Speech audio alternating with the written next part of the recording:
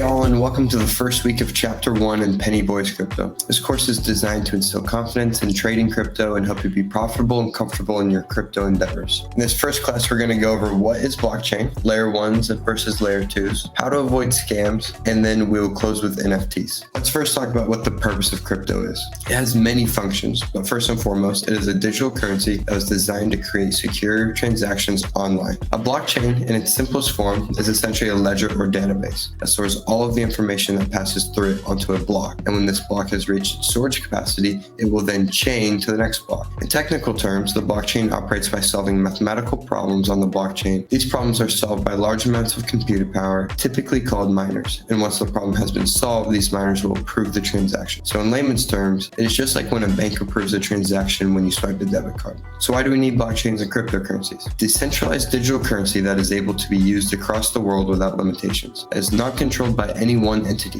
For example, when a transaction is made with Bitcoin, a full record of that transaction is recorded and set in stone. As the use of cryptocurrency expands, the demand for mining increases. In technical terms, it goes like this. First step, new transactions occur. Second step, a network of peer-to-peer computers, or miners, are then called upon. The computers then work to validate the transactions. Step 4. Once they're confirmed, the information of the transactions is stored in blocks, like when you swipe a debit card and the bank confirms that you have money in the bank. But in this case, the miners confirm the transaction, which in turn creates a decentralized system of currency independent from banking and government systems already in place. This allows for a totally independent ecosystem of currency that the people control. This is called decentralization. Step 5, the blocks are then chained together, like it transfers funds from one bank account to another. This creates the blockchain. And step 6, the transaction is now complete.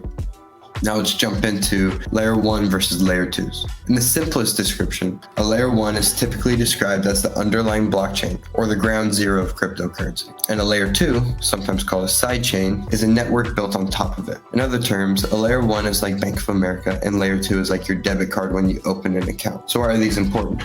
For example, Bitcoin is a layer 1, or the central bank, and the Lightning Network, or the debit card, is used with Bitcoin as a layer 2. Think of it like this.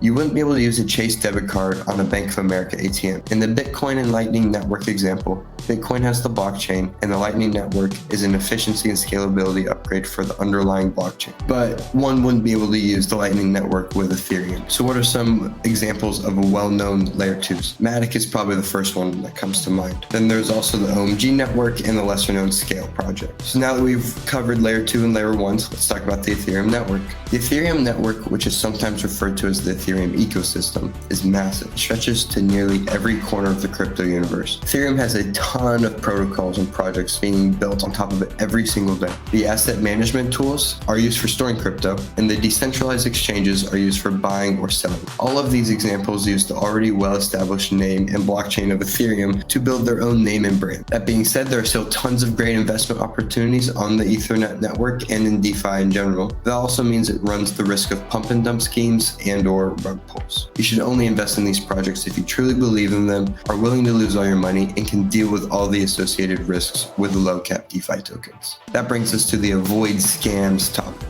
Crypto is very new, which means that there are tons of ways to make money, but that also means that there's a ton of ways to lose money. Frequent stories of people making 10,000% gains, but there are also stories of people losing 100% investments every single day. We'd rather you not be the person losing 100% of your investment. Telltale signs of a scam are: 1. If someone says that you have won free crypto, I promise you didn't. Number 2, if contacted by an account claiming to be a developer or owner, I'm 99% positive they are not a developer. And number 3, if anyone has to convince you to invest in a low-cap DeFi project, then don't do it.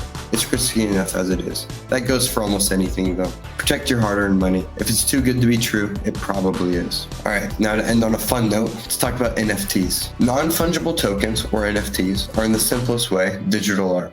NFTs are a way for digital artists to sell art, music, gifts, trading cards, and a whole lot more. And at the moment, they're all the rage, and some have sold for well over $1 million. An NFT works just like any other transaction on the blockchain. The piece of art is minted and posted onto a marketplace on the blockchain. Except once someone buys the piece of art, the buyer receives a picture or GIF or really anything, and the seller receives crypto, typically Ethereum, and typically these transactions occur on OpenSea. That's the most popular NFT marketplace. This is the equivalent of collecting baseball cards early.